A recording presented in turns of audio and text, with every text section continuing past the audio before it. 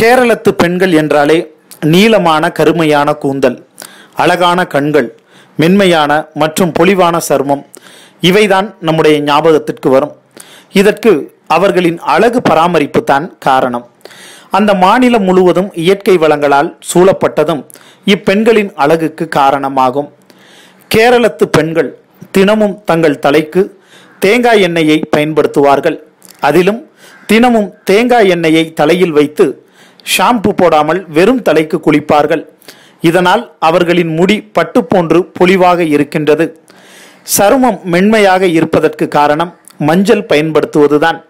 தினமும் குளிக்கும் போது மஞ்சளை உடல் முழுவதும் பூசி குளிப்பார்கள். முக்கியமாக தினமும் குளிப்பதற்கு முன் கற்றாழை ஜெல்லை முகத்தில் தடவி 10 நிமிடம் ஊற வைப்பார்கள். இதனால் தான் அவர்களின் முகத்தில் எந்த ஒரு பிரச்சனையும் இல்லாமல் சுத்தமாக உள்ளது. கேரளத்து பெண்களின் கண்கள் பளிச்சென்று அழகாக காணப்படுவதற்கு காரணம் அவர்கள் தங்களின் கண்களுக்கு காஜலை அதிகம் பயன்படுத்துவார்கள். அதிலும் கடைகளில் விற்கப்படும் கெமிக்கல் கலந்த காஜலை அல்ல, வீட்டிலேயே காஜல் செய்து அதனை பயன்படுத்துவார்கள். கடலை மாவு கொண்டு வாரம் ஒரு முறையாவது ஃபேஸ் பேக் போடுவார்கள். அதுவும் கடலை மாவை ரோஸ் வாட்டர் பயன்படுத்தி பேஸ்ட் செய்து பயன்படுத்துவார்கள்.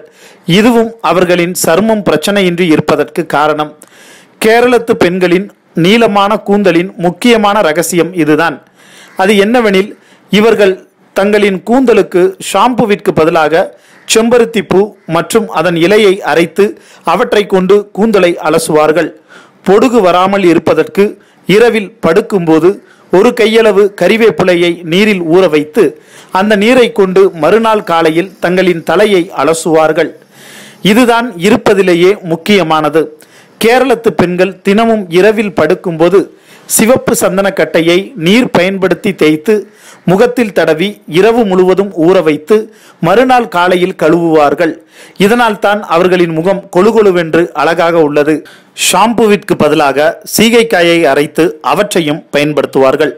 மேலும் இது போன்ற சுவாரஸ்யமான தகவல்களை உடனுக்குடன் தெரிந்து கொள்ள மறக்காம நம்முடைய சேனலை சப்ஸ்கிரைப் செய்யவும். நன்றி, வணக்கம்.